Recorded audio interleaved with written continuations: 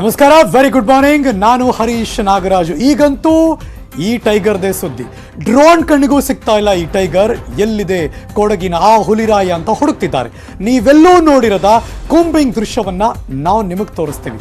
News 18ನ mega ground report. ಇದು operation tiger.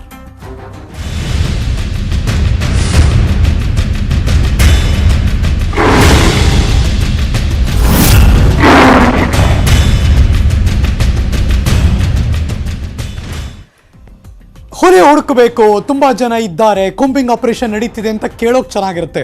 But on ground ಹೇಗೆ ನಡೆಯುತ್ತೆ ಅನ್ನೋದು ಬಹಳ ಕುತೂಹಲಕಾರಿಯಾದಂಥ ದೃಶ್ಯಗಳು. ಕೊಡಗಿನಲ್ಲಿ ಇನ್ನೂ ಕೂಡ ನಿಂತಿಲ್ಲ ಆ ವ್ಯಾಘ್ರ ಉಗ್ರನ ಘರ್ಜನೆ.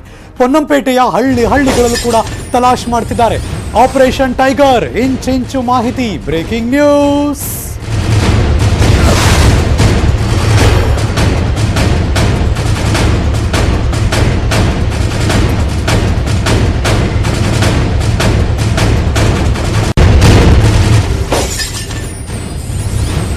ಆ ವ್ಯಾಘ್ರ ಹುಲಿಗೆ ಹುಡುಕ್ತಾ ಇರೋರು 150 ಜನ ಸಿಬ್ಬಂದಿಗಳು 3 ತಂಡಗಳಾಗಿ ಮಾಡ್ಕೊಂಡಿದ್ದಾರೆ.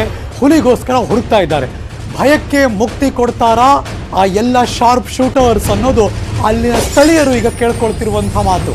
ನ್ಯೂಸ್ 18ನಲ್ಲಿ ಮೆಗಾ ಗ್ರೌಂಡ್ ರಿಪೋರ್ಟ್. ಹುಲಿಗಾಗಿ ಇವತ್ತು ಕೂಡ ಅರಣ್ಯ ಸಿಬ್ಬಂದಿಗಳು ಕಾರ್ಯಾಚರಣೆಯನ್ನು ಮುಂದುವರಿಸ್ತಾರೆ. ಟಿ ಶೆಟ್ಟಗೇರಿ, ಕುಮಟೂರು ಆ ವ್ಯಾಪ್ತಿಯಲ್ಲಿ ಕೂಂಬಿಂಗ್ ಕಾರ್ಯಾಚರಣೆ ಕೂಡ ನಡೆಸ್ತಾ ಇದ್ದಾರೆ. ತಿಂಗಳು ಕಳೆಯಿತು, ಜಾಲಾಡ್ತಿದ್ದಾರೆ, ಆದರೆ ಆ ಹುಲಿ ಮಾತ್ರ ಸಿಗ್ತಾ ಇಲ್ಲ. ಈ ಅಪಾಯಕಾರಿ ಹುಲಿ ಎಲ್ಲಿ ಅಡಗಿದೆ ಅನ್ನೋದೀಗ ದೊಡ್ಡ ಕ್ವಶನ್ ಮಾರ್ಕು. ಅಪಾಯಕಾರಿ ಹುಲಿ ಪತ್ತೆ ಮಾಡೋದಕ್ಕೆ 75 ಕ್ಯಾಮ್ರಾಗಳನ್ನ ಬಳಕೆ ಮಾಡ್ತಿದ್ದಾರೆ.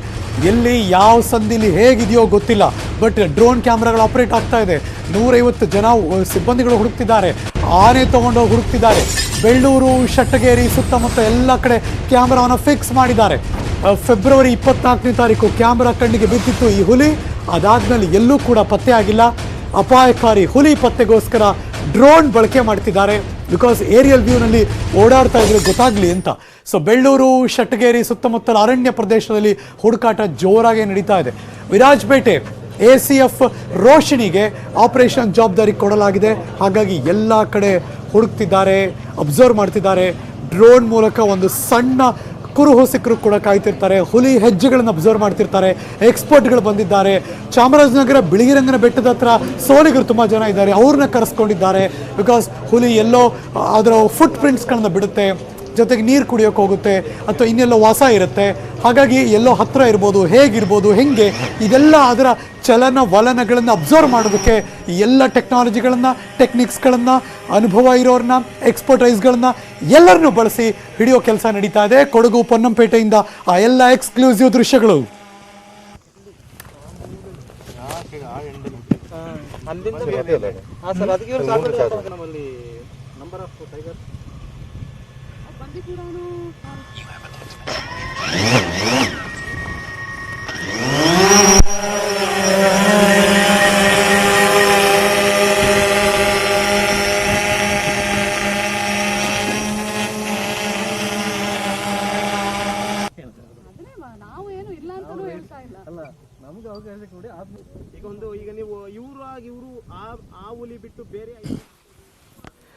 ನೀವು ನೋಡ್ತಿರುವಂತಹ ದೃಶ್ಯ ಡ್ರೋನ್ ಕ್ಯಾಮ್ರಾಗಳು ಅದೆಲ್ಲ ಹಾರಾಡ್ತಾ ಇದೆ.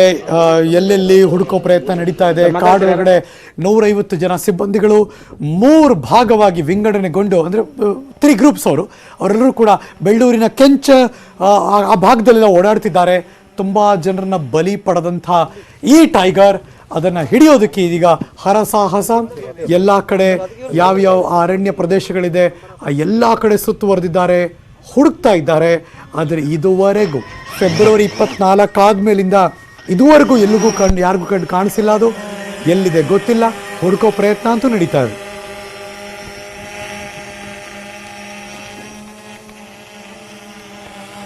ಫೆಬ್ರವರಿ 20ನೇ ತಾರೀಕು ಈ ಹುಲಿ ಅಬ್ಬರ ಹೇಗಿತ್ತು ಅಂದರೆ 14 ವರ್ಷದ ಬಾಲಕನನ್ನ ಇದು ಬಲಿ ಪಡ್ಕೊಂಡಿತ್ತು.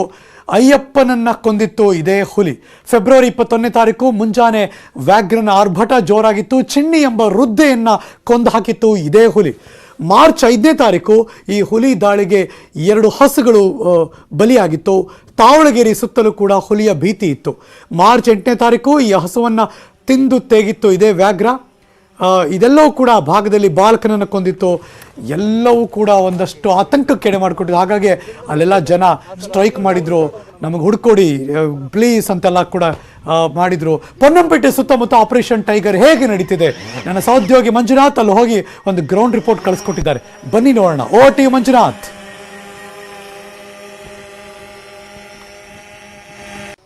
ಬೆಳ್ಳೂರಿನ ಸುತ್ತಮುತ್ತ ಸುಮಾರು 25 ಕಿಲೋಮೀಟರ್ ವ್ಯಾಪ್ತಿಯಲ್ಲಿ ಅರಣ್ಯ ಇಲಾಖೆಯ ಸಿಬ್ಬಂದಿಯವರು ಹುಲಿಗಾಗಿ ಹುಡುಕಾಟವನ್ನ ನಡೆಸ್ತಾನೆ ಇದ್ದಾರೆ.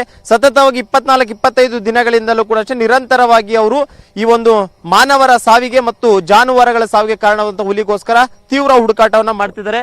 ಇನ್ನು ದೃಶ್ಯದಲ್ಲಿ ಕೂಡ ನೀವು ನೋಡ್ತಾ ಇರಬಹುದು ಯಾವ ರೀತಿ ಅವರು ಕೂಮಿಂಗ್ ಅನ್ನ ಮಾಡ್ತಿದ್ದಾರೆ ಅಂತ.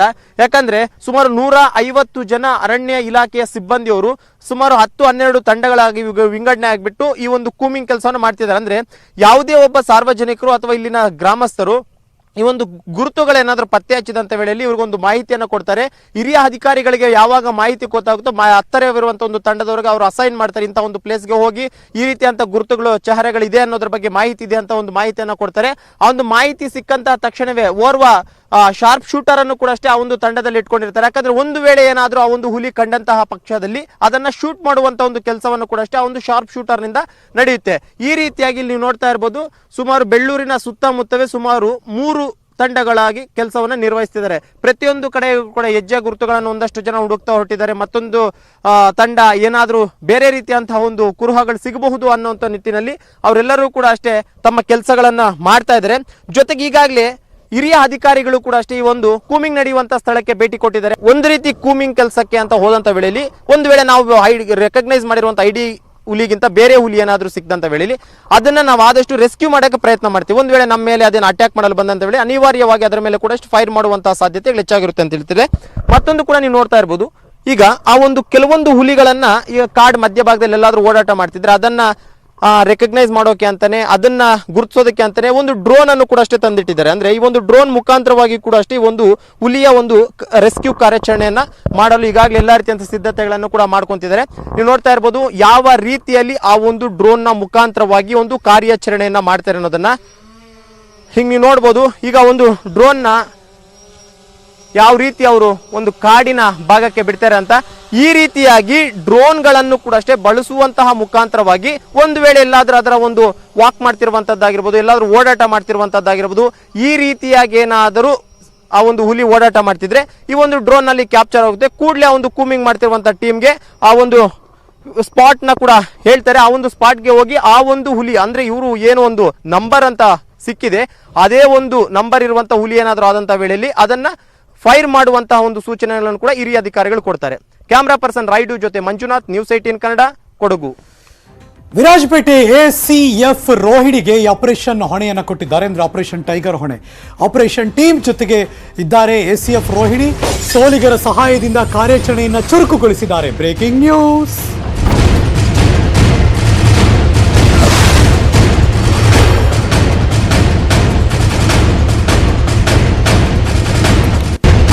ನಾನಾಗಲೇ ಮೆನ್ಷನ್ ಮಾಡಿದ್ದೆ, ಚಾಮರಾಜನಗರ, ಬಿಳಿಗಿರಿಗಿರಿ ಬೆಟ್ಟ ಸೋಲಿಗರಲ್ಲಿ ತುಂಬ ಜನ ಇದ್ದಾರೆ.